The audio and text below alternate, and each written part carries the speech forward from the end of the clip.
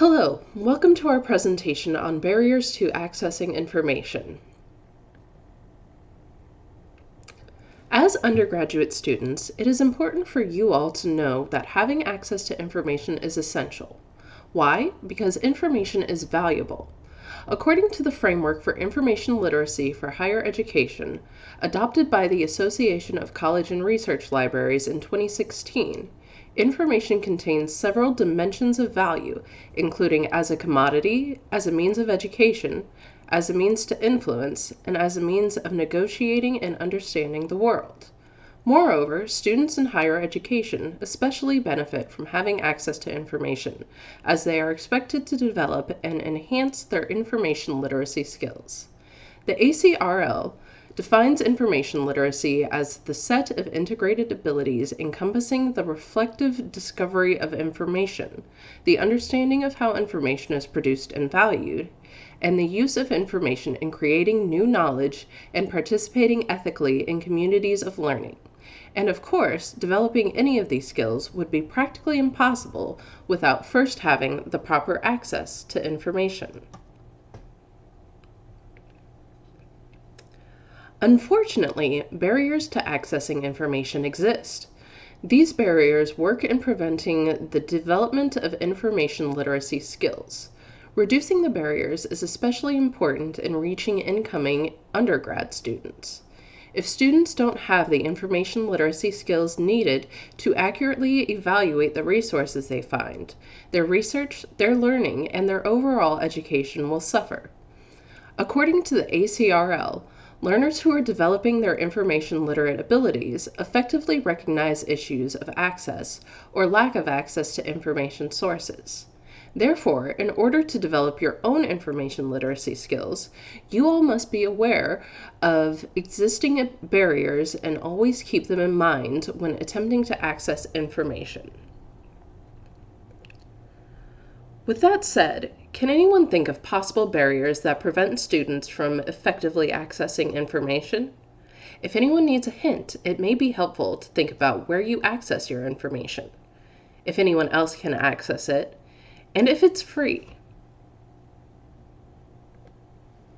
One area of concern when considering access is societal barriers.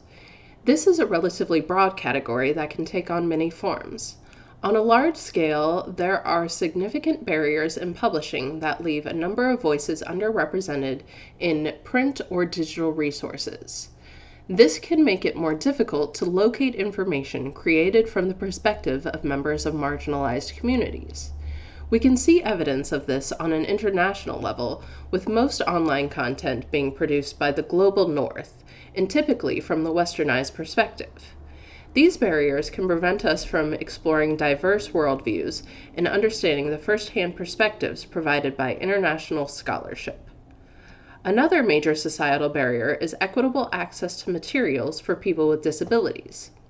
This can be caused by delays in the release of accessible versions of resources or in the creation of online resources that do not integrate with assistive technology. It is important for us to be aware of these barriers so we can identify biases that might influence the resources we locate and support efforts for more inclusive content. Another aspect to consider is economic barriers. Accessing information can be expensive, and limited budgets can reduce the amount of resources libraries are able to offer access to. In academic libraries, this is often seen through the expenses associated with scholarly journals. The disproportionate increase in price for journal subscriptions when compared to stagnant library budgets is known as a serials crisis. While the library community has criticized these increases, lack of competition has made it difficult for any significant change to occur. Even with e-journals, renewal prices remain high and restrictions make it difficult to provide access to individual titles. In response to the increasing cost of scholarly materials, many librarians have been supporting a transition to open access resources, which are freely available for viewing and use. This idea has been around for a while, but the transition has been slower than expected. However, recent perspective changes in research communities and the growing influence of libraries have brought attention to the open access movement that has helped in gaining advocates. The increase in resources being made available through open access makes this a great option for reducing economic barriers. What is censorship, and why does it affect accessibility? Censorship is the suppression or prohibition of any books, films, news, etc. that are considered obscene, politically incorrect, or a threat to security. Modern-day censorship is an effort by a government, private organization, group, or individual to prevent people from reading, seeing, or hearing what may be considered as dangerous to government or harmful to public morality. In other words, censorship is a barrier that denies the public's rights to accessible information. This affects the ALA's Library Bill of Rights, which states, libraries should challenge censorship in the fulfillment of their responsibility to provide information and enlightenment. Understanding these barriers can help everyone challenge censorship and protect the future of information and knowledge.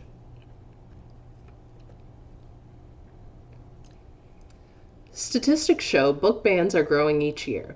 Texas is currently at the top of the list of state book bans.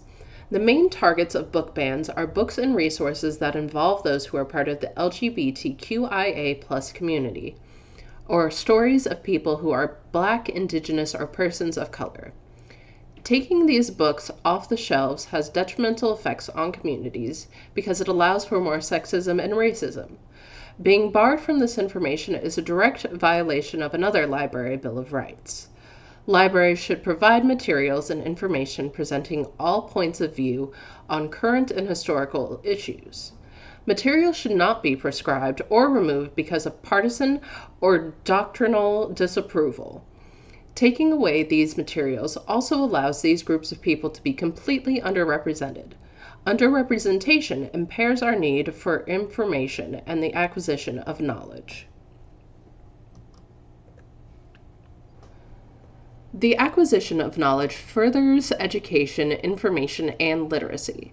Censorship often claims to help, but it doesn't. Learning to fight against these censorships helps to protect the future of knowledge. By following ALA standards and trends, we are able to keep up to date on book bans and ways to fight against them. Creating banned book clubs will allow everyone in the club to discuss the book while furthering information literacy.